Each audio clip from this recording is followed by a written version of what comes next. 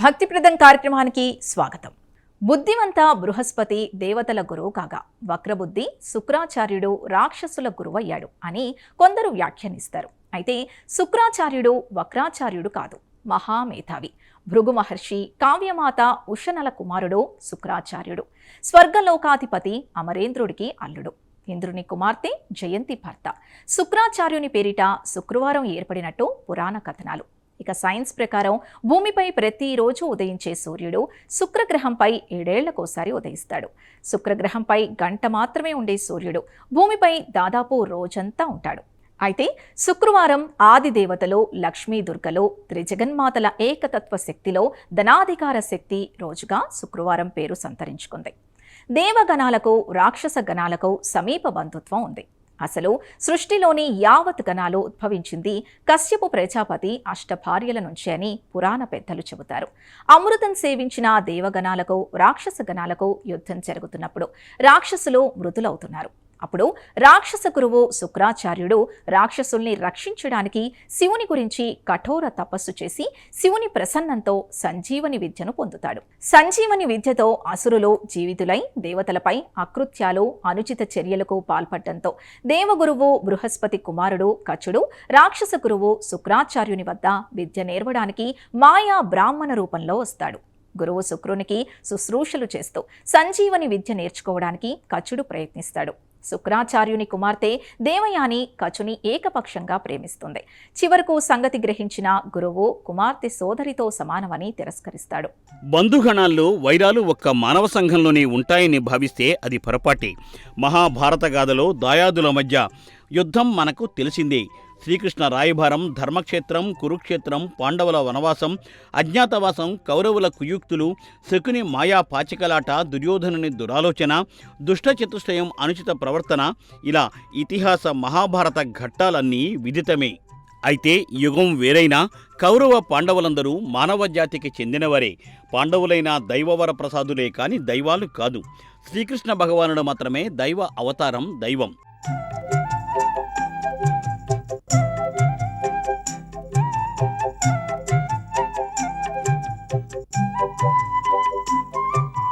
సత్యయుగం అంతకుముందు ఉండేది దేవ యక్ష గంధర్వ కిన్నెర కింపురుష రాక్షస గణాలే.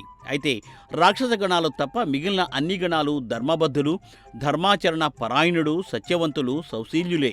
ఇంకా రాక్షస గణాలు అసూయ, ద్వేషం, కుట్ర, కుతంత్రం, అకారణ కలహాలకు దిగడం, తపస్సులు చేసి దైవవరాలను పొంది వరగర్వంతో దారుణాలు ఘోరాలు చేయడం, యజ్ఞ యాగాదులు పాడు చేయడం, ఇవన్నీ అసురగణాలు చేసే పనులు. అయితే దేవగణాలు రాక్షసగణాలు బద్ధవైరులు కావచ్చేమో కానీ వీళ్ళందరూ బంధువులే. బీరకాయ పిచ్చి చుట్టరికాలు కాదు, సొంత నికార్సైన బంధువులే.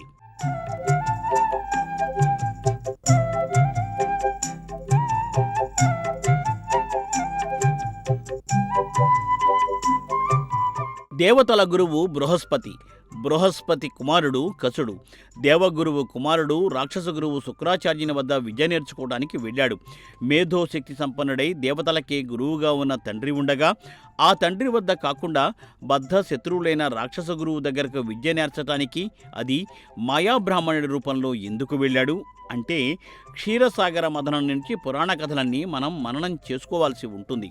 బంధుగణాలు, చుట్టాలైన దేవదానవులు అమృతం సాధన కోసం ఓ మాట మీద నిలిచి క్షీరసాగర మథనం చేయడం. తొలుత హాలాహలం పుడితే దాన్ని బోళాశంకరుడు కంఠంలో ఉంచుకుని గరళకంఠుడు, నీలకంఠుడుగా పేరుంది సరళ హృదయ దైవంగా సర్వులతో ఆరాధింపబడడం పురాణాల ద్వారా మనకు తెలుసు.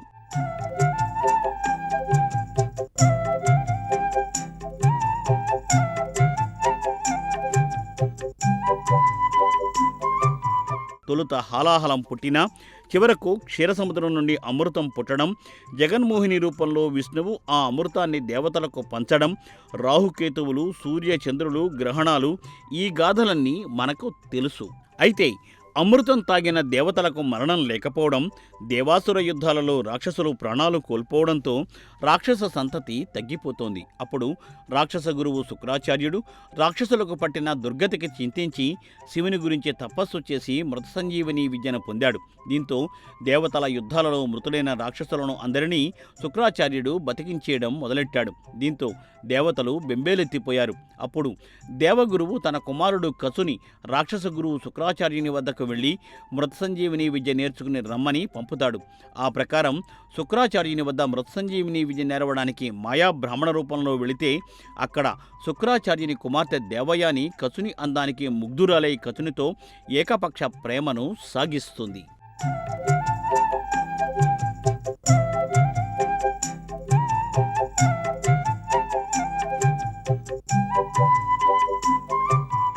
మాయాబ్రాహ్మణుడి రూపంలో వచ్చిన కచుడు శుక్రాచార్యుని వద్ద ప్రదర్శిస్తున్న అతి వినయాన్ని చూసి ఆ వ్యక్తి ఖచ్చితంగా దేవగణాలకు చెందినవాడే అని భావించి తమ గురువు శుక్రాచార్యుని గురుకుమార్తె దేవయానిని ఆ ఆషాఢభూతి లాంటి వ్యక్తి నుండి కాపాడాలని భావిస్తారు. ఎందుకంటే తమ సందేహాలు గురువు వద్ద, ఆయన తనయ్య దేవయాని వద్ద ప్రస్తావించిన కసునిపై ఉన్న ప్రేమతో ఆ విషయాలను వారు పట్టించుకోరు. దీంతో రాక్షసులు కసుని పలుమార్లు హతమార్చడం, దేవయాని కోరిక మీద శుక్రాచార్యుడు బతికించడం జరుగుతుంది.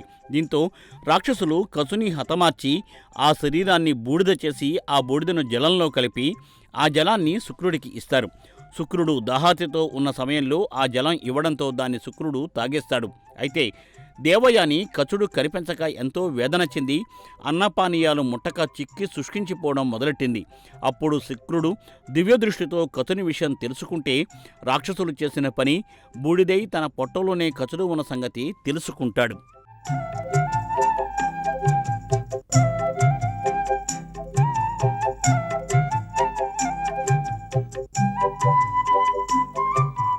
కచుని ఏకపక్ష ప్రేమలో నిండా మునిగిన దేవయాని తన తండ్రితో మృత్సంజీవినితో కచుని బతికించమని పట్టుబడుతుంది. ఇప్పుడు శుక్రుడికి సంకట స్థితి వచ్చింది. కుమార్తె కోరిక మేరకు కచుని బతికిస్తే తాను తనువు చాలించాల్సి ఉంటుంది. లేదంటే కచునికి సంజీవిని విద్యను చెప్పి తన పొట్ట నుండి బయటకు వచ్చాక తనను అతను బతికించాలి. కుమార్తె కోసం తాను బలవడానికి సిద్ధమై కచునికి మృత్సంజీవిని విద్య నేర్పుతాడు. కచుడు బయటకు వచ్చి గురువు శుక్రాచార్యుని బతికిస్తాడు. అయితే దేవయాని కచుని వివాహం చేసుకోవడానికి సిద్ధం కాగా గురుపుత్రిక సోదరితో సమానమని ఆమె ప్రేమను తిరస్కరిస్తాడు కచుడు. అలా కచ దేవయాని శుక్రాచార్యుని కథ సాగుతుంది. ఆ శుక్రాచార్యుని పేరిట వచ్చిన వారమే శుక్రవారం అని కొన్ని పురాణ గాథలు చెబుతున్నాయి. వివేకవంత గ్రహంగా శుక్రగ్రహానికి పేరుంది. శుక్ర గొప్పదనం వల్లే జాతకాలలో శుక్ర మహర్దశకు విశిష్ట స్థానం ఇచ్చారు.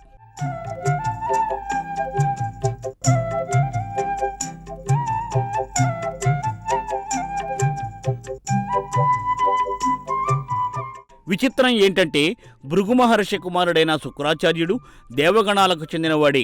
వివేకరహితులు, బుద్ధిహీనులైన అసురులను ఉద్ధరించడానికే వారి పక్ష గురువుగా మారాడు. దేవగణాధిపతి, ఇంద్రలోకాధిపతి అమరేంద్రుడికి శుక్రాచార్యుడు స్వయాన అల్లుడు. ఇంద్రుడు శచీదేవి దంపతుల పుత్రిక జయంతి భర్తే శుక్రాచార్యుడు. అమరేంద్రుడు మరో అల్లుడు ఎవరో తెలుసా? లయకారక దేవుడు పరమశివుడి చిన్నపుత్రుడు కుమారస్వామి, ఇంద్ర కుమార్తె దేవసేన భర్త. ఇక దేవాసుర బంధుత్వాన్ని చూస్తే కశ్య ప్రజాపతి అష్టభార్యల గురించి తెలుసుకోవాల్సి ఉంది. సృష్టిలోని యావత్ గణాలు ఉద్భవించింది కశ్య ప్రజాపతి నుండి, ఆయన భార్యల నుండి అని పురాణాలు చాటి చెబుతున్నాయి.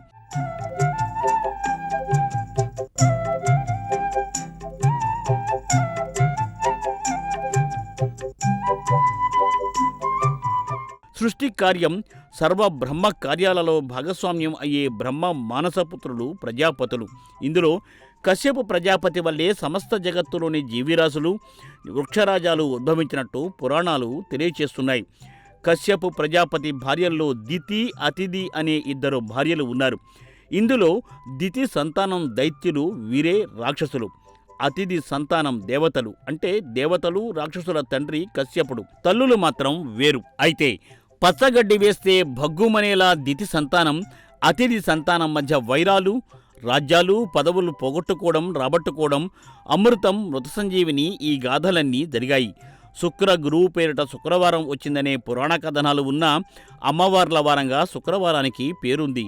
త్రిజగన్మాతలను శుక్రవారం ఆరాధిస్తారు. అయితే ప్రధానంగా లక్ష్మీ దుర్గామాతల ఆరాధనే శుక్రవారం కనిపిస్తుంది. సరస్వతీమాత ఆరాధన శుక్రవారం పాక్షికంగానే ఉంటుంది. ఎందుకంటే గురువులకు గురువైన సరస్వతీమాతను గురు రాజ్ఞిగా భావించి గురువారం ఆరాధించాలని పురాణ పెద్దలు చెబుతున్నారు. గురు శబ్దం వినిపించిన అందరి దైవాల ఆరాధన గురువారం నాడే జరుగుతుంది. ప్రేమకు ప్రతిరూపంగా శుక్రుణ్ణి అభివర్ణిస్తారు. గగనంలో చంద్రుని తరువాత ప్రకాశవంతమైన శుభగ్రహంగా శుక్రగ్రహానికి పేరుంది. బుధ, శని గ్రహాలు శుక్రుడికి స్నేహపూర్వక గ్రహాలు కాగా శుక్రగ్రహ సంబంధిత వర్ణాలు నీలి, నారింజ, ఉదా అని జ్యోతిష్య పండితులు చెబుతారు. శుక్రగ్రహ జాతకులు శుక్రదోష నివారణకు పెరుగు, నెయ్యి, బియ్యం, పంచదార, వెండి, శ్వేత వస్త్రాలు, కర్పూరం దానం చేయాలని చెబుతున్నారు. అయితే శుక్రగ్రహానికి ఆదిదేవత శక్తిదేవి, లక్ష్మీ, దుర్గలు ఆరాధనీయ రోజుగా శుక్రవారం కీర్తింపబడుతోంది. దక్షుడు, దక్షవాటిక, దక్షయజ్ఞం, యజ్ఞభంగం ఈ మాటలు రాగానే టక్కున గుర్తొచ్చేది శివదేవుడు, సతీదేవి. శివదేవుడు, సతీదేవి, సదాశివునిపై దక్షుని అనుచిత ప్రవర్తన, సతీదేవి ఆత్మాహుతి, శివతాండవం, వీరభద్ర జననం, దక్ష గర్వభంగం, విష్ణువు సుదర్శన చక్రంతో సతీదేవి దేహం ముక్కలుగా మార్చడం, అమ్మవారి శరీరఖండాలు పడిన ప్రదేశాలు అష్టాదశ పీఠాలుగా పేరుగాంచడం ఇవన్నీ మనకు తెలుసు.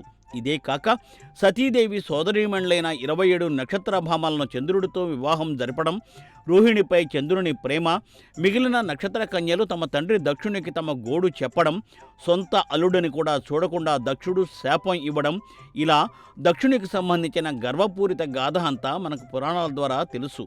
అయితే దక్షుడు ప్రజాపతే, కశ్యపుడు ప్రజాపతే.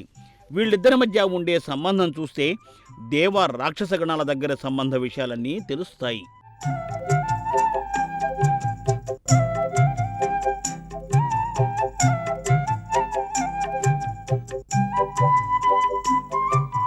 హిందూ పురాణ గ్రంథాల ప్రకారం సృష్టికర్త బ్రహ్మకుమారుడు మరీచి మహర్షి.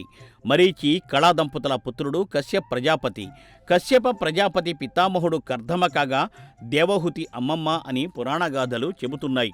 ఇక దక్ష ప్రజాపతి కశ్యప ప్రజాపతికి మామ అవుతారు. దక్ష ప్రజాపతికి సతీదేవి, నక్షత్ర కన్యలు కుమార్తెలుగా మనకు తెలుసు. అయితే దక్ష ప్రజాపతికి అంతకు ముందు ఉన్న 13 మంది కుమార్తెలను కశ్యపుడు వివాహం చేసుకున్నాడు. ఈ 13 మందిలోని వారే అదితి, దితి, క్రదువ తదితరులు. కశ్యపుడు ఈ 13 మంది భార్యల ద్వారా ఉద్భవించిన వారే దేవతలు, రాక్షసులు, మనుషులు, పక్షులు, సర్పాలు ఒకరేమిటి సమస్త జీవరాశులే కాక వనాలు, తరువులు, యావత్ ప్రకృతి సంపదకు తండ్రిగా కశ్యపుడే గుర్తింపబడ్డాడు.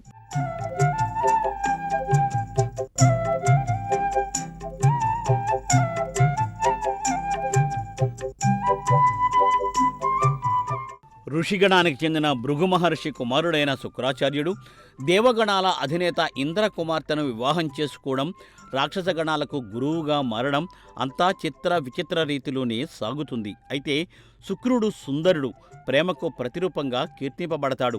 రాక్షస గణాలను కాపాడడమే లక్ష్యంగా పెట్టుకుని ఓ అనుచిత కార్యానికి తలపడి శుక్రుడు ఓ కన్నును పోగొట్టుకున్నాడని పురాణాలు చెబుతున్నాయి. గగనంలో అందాల చంద్రుని అనంతరం ప్రకాశవంత గ్రహంగా, శుభగ్రహంగా శుక్రగ్రహానికి పేరుంది.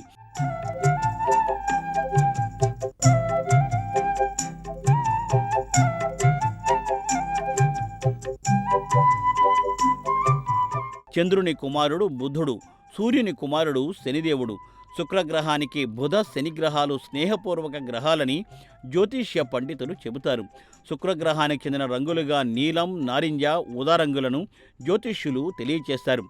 అష్టమ శని, అర్ధాష్టమ శని, 7.5 ఏళ్ల పాటు ఏలినాటి శని అని పంచాంగ జ్యోతిష్య పండితులు శని దశలను వివరిస్తారు. అయితే దశలన్నిటిలోనూ శుక్ర మహర్దశ మహోన్నత వైభవ దశ అని, శుక్ర మహర్దశ సంభవించిన జాతకులకు 20 ఏళ్ళు అంటే 2 దశాబ్దాల పాటు తిరుగులేని రీతి విజయాల బాటలో నడుస్తారని జ్యోతిష్య పండితులు తెలియచేస్తున్నారు.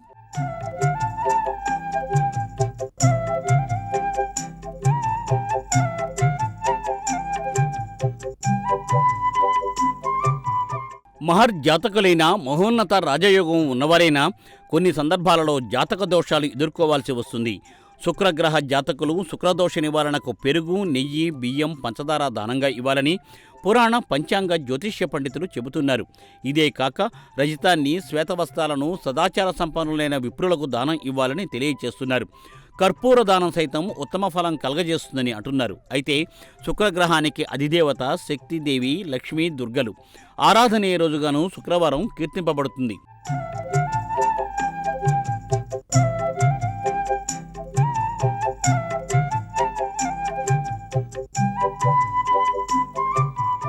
దేవతల తల్లి అతిథి, దైత్యులు అంటే అసురగణాల తల్లి దితి.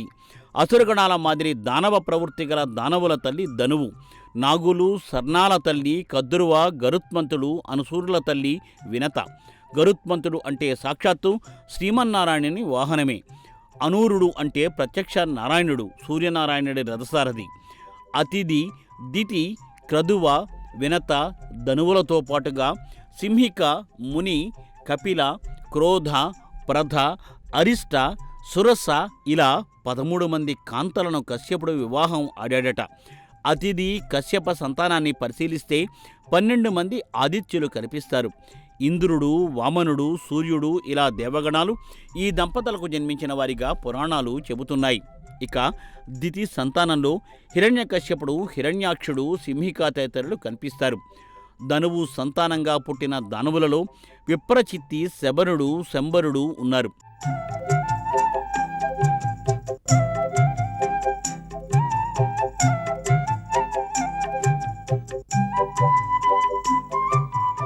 సాయం సంధ్యా సమయంలో అత్యంత భక్తి శ్రద్ధలతో దైవ ఆరాధనలో తరిస్తూ సన్మార్గవర్తనులై ఉండాలని, నిషిద్ధ సమయంలో స్త్రీ పురుషులు దగ్గరైతే అది రాక్షసపుత్రుల జననానికి కారణం అవుతుందని పురాణాలు చెబుతున్నాయి. దితి విపరీతి కోరిక వల్ల కశ్యపుడు దితి నిషిద్ధ సమయంలో కలయిక వల్లే రక్తవర్షం కురుస్తుండగా హిరణ్యాక్షుడు, హిరణ్యకశ్యపుడు దితికి జన్మించారు. రాక్షస చక్రవర్తి హిరణ్యకశ్యపుడి పట్టమహిషి అయిన మహాపతివ్రత పరమ దైవభక్తురాలు కావడంతో ఆమె గర్భాన పరమ భాగవతోత్తముడు, నారాయణ అగ్రగణ్యుడు, భక్తుడు ప్రహ్లాదుడు జన్మించాడు. అందుకే సత్సంతానం కాంక్షించే తల్లిదండ్రులు సద్బుద్ధి, సదాచార సంపన్న గుణాలు, పరోపకారం, దైవభక్తి, భూతదయ ఆదిగా గల గుణాలతో ఉత్తమ ఉదాత్త జీవనం సాగించాలని పురాణ పెద్దలు చెబుతారు. శుక్రవారం నియమాలు ఒక హైందవానికి సంబంధించినవే కావు. సర్వమత ఆరాధనీయ దినంగానూ శుక్రవారానికి పేరుంది. అయితే హైందవ సాంప్రదాయంలో శుక్రవారానికి విశిష్ట స్థానం ఉంది. ఏ శుక్రవారం అయినా విశిష్ట దినంగా ఆరాధించే నారీమణులు శ్రావణంలో శుక్రవారాలు వచ్చాయంటే అత్యంత భక్తిప్రదంగా పూజలు, వ్రతాలు చేపడతారు. శుక్రవారం వరలక్ష్మి వ్రతాలు, పార్వతీ అమ్మవారి మాంగళ్య గౌరీ వ్రతాలు చేపడతారు. అయితే లక్ష్మీ పార్వతుల ఆరాధనా పూర్వకమైన శుక్రవారం పూజలు చేసిన శ్రావణంలో శుక్రవారం నాడు ప్రత్యేకించి లక్ష్మీ అమ్మవారికి, మంగళవారాల్లో పార్వతీ అమ్మవారికి పూజలు చేస్తారు. అన్య మతాల భక్తుల విషయాలకొస్తే ముస్లింలు శుక్రవారాన్ని మహా పవిత్ర దినంగా భావించి ఆ మతస్థుల ప్రార్థనా మందిరాల్లో భక్తి శ్రద్ధలతో ప్రార్థనలు చేస్తారు. కొన్ని అన్యమత సంస్కృతులతో శుక్రవారాన్ని ప్రేమ దేవత ఆరాధనా దినంగా కీర్తించి ప్రియుడే పిలిచేవారని అది ఫ్రైడే అయిందని వ్యాఖ్యానాలు వినిపిస్తాయి. నిబద్ధతగా, నియమబద్ధంగా, నిష్కల్మషంగా ఉన్న వారి మధ్య పరిణయ బంధం కొనసాగితే అది సమాజహితానికి దారితీస్తుంది. ఈ గుణాల తేడా వల్ల, అంటే సుగుణాలు, దుర్గుణాల మధ్య తేడాల వల్ల దేవ రాక్షస గణాల మధ్య వివాహ బంధాలు మంచివి కావని జ్యోతిష్య పండితులు చెబుతారు. దేవగణం సాత్వికం కాగా రాక్షసగణం తామసికం. ఈ కారణంగా ఈ బంధాలు కూడదని జ్యోతిష్య పెద్దలు చెబుతారు. అయితే శాంతులు, పరిహారాల తంతులు చేపడితే దైవగణాలు కలవారు, రాక్షసగణాలు కలవారు వివాహ బంధంతో కలవవచ్చునని కొందరు సామరస్యపూర్వక జ్యోతిష్య పండితులు తెలియజేస్తున్నారు. అయితే శుక్రవార వైభవాన్ని, నియమాల విషయాన్ని పరిశీలిస్తే ఇది ఒక్క హైందవ జాతికి చెందినదిగా భావించాల్సిన పని లేదు.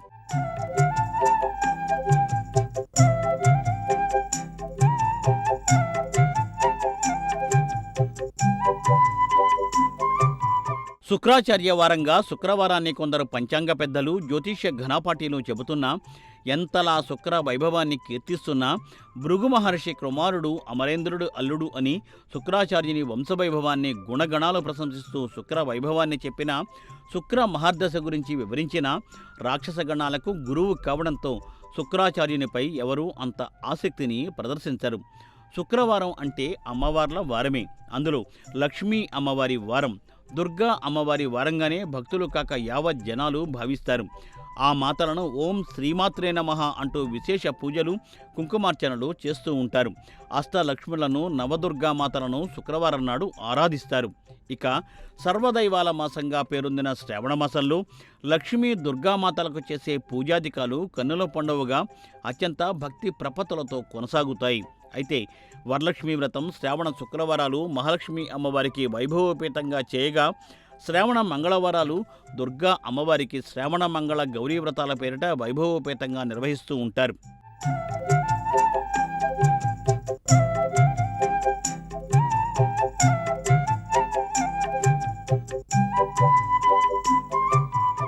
ఏది ఏమైనా శుక్రవారం లక్ష్మీదేవికి, శుక్రగ్రహానికి అంకితం చేయబడిన అత్యంత పవిత్రమైన రోజుగానే భావించాలి.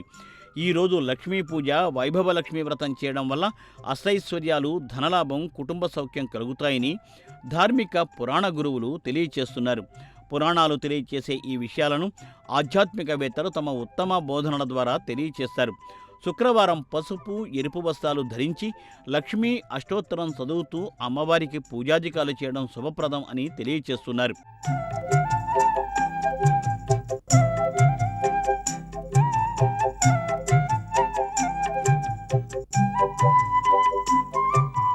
శుక్రవారం లక్ష్మీదేవి అనుగ్రహం కోసం చేసే వ్రతాలు, పూజలకు అత్యంత ప్రాధాన్యత ఉంటుంది. సంతోషిమాత, వైభవలక్ష్మి అమ్మవార్లను పూజిస్తే ఆర్థిక ఇబ్బందులు తొలగిపోతాయని పురాణ గురువులు తెలియచేస్తున్నారు. సమస్త సహేతుక సమంజస కోరికలన్నీ శుక్రవార పూజలతో నెరవేరుతాయని చెబుతున్నారు. సౌందర్యం, ప్రేమ, ఆనందం, సంపదకు ప్రతీకలైన శుక్రగ్రహానికి చేసే పూజలు ఉత్తమ ఫలితాలు ఇస్తాయని అంటున్నారు.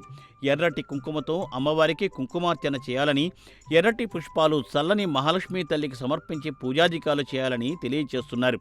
ప్రధానంగా శుక్రవారం నాడు లక్ష్మీదేవిని ప్రసన్నం చేసుకోవడానికి ఇల్లు శుభ్రంగా ఉంచుకోవాలని పురాణ పెద్దలు చెబుతున్నారు.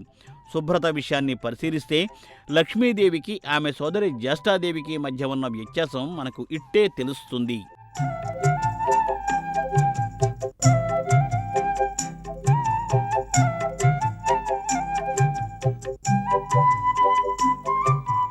లక్ష్మీదేవి ఎంత శుభ్రంగా ఉంటుందో జ్యేష్ఠాదేవి అంత శుభ్రరహితంగా ఉంటుందని పురాణ పెద్దలు తెలియచేస్తున్నారు. ఇద్దరూ ఒకచోట ఉండరని, ఒక దేవి వస్తే మరో దేవి వెళ్ళిపోతుందని పురాణ గురువులు చెబుతారు. శుభ్రంగా ఉంటే జ్యేష్ఠాదేవి దరి చేరదు, లక్ష్మీదేవి సంతోషంగా వస్తుంది. అశుభ్రంగా ఉంటే లక్ష్మీదేవి వెళ్ళిపోతుంది, జ్యేష్ఠాదేవి తిష్ట వేస్తుంది. జ్యేష్ఠాదేవి తిష్ట వేస్తే కష్టాలు, బాధలు, భవసాగరాలు వచ్చి పడతాయని, అలాగే లక్ష్మీదేవి ఉన్న చోట సంపద, సంతోషం, సర్వైశ్వర్యాలు, సుఖ సంతోషాలు ఉంటాయి అనే సంగతి మనందరికీ తెలుసున్న విషయమే. లక్ష్మీమాత ఆరాధనలో పసుపు, కుంకుమ, గోధుమ రంగు వస్తువులను సమర్పించడం మంచిదని పురాణ పెద్దలు తెలియచేస్తున్నారు. శుక్రవారం అమ్మవారిని భక్తి శ్రద్ధలతో ఆరాధిస్తే పేదరికం సమసిపోయి ధన, కనక, వస్తు, వాహనాది కటాక్షం జరుగుతుందని భక్తులు అమితంగా విశ్వసిస్తారు. గ్రహరాశుల్లో శుక్రగ్రహానికి మంచి పేరే ఉంది. ప్రేమ, ఆకర్షణ, వైవాహిక జీవితానికి కారకుడు శుక్రగ్రహాన్ని చెబుతారు. శుక్రగ్రహ అనుగ్రహంతో భౌతిక సుఖాలు, సౌకర్యాలు, ఆర్థిక విజయాలు లభిస్తాయని జ్యోతిష్య పండితులు చెబుతారు. సంబంధాల్లో సామరస్యం కోసం శుక్రవార పూజలు, ఉపవాసాలు చేస్తారు. శుక్రవార ఉపవాసం శుక్రవారం నాడు తెలుపు, గులాబీ దుస్తులు ధరించడం, ఓం శుక్రాయ నమః మంత్రాన్ని 108 సార్లు జపించడం, బియ్యం, పాలు, పెరుగు తదితర శ్వేత పదార్థాలు దానమివ్వడం వల్ల శుక్రదోషాలు తొలగిపోతాయని పండిత పెద్దలు తెలియజేస్తున్నారు. వృషభ, తులారాశులకు శుక్రుడు అధిపతి. జాతకంలో శుక్రుడు బలంగా ఉంటే జీవితంలో ఆనందం, సౌభాగ్యం లభిస్తాయి. శుక్రుడు బలహీనంగా ఉంటే కష్టాలు, నష్టాలు, అనారోగ్యం సంప్రాప్తిస్తాయి. దీన్ని శుక్రదోషంగా పెద్దలు చెబుతారు. అత్యంత గొప్ప అదృష్ట దశగా శుక్ర మహార్దశ అని జ్యోతిష్య పండితులు చెబుతారు. వ్యక్తి జీవితంలో అత్యంత సుఖవంతమైన కాలంగా శుక్ర మహార్దశకు పేరుంది. ఇది వాల్టి భక్తిప్రదం కార్యక్రమం.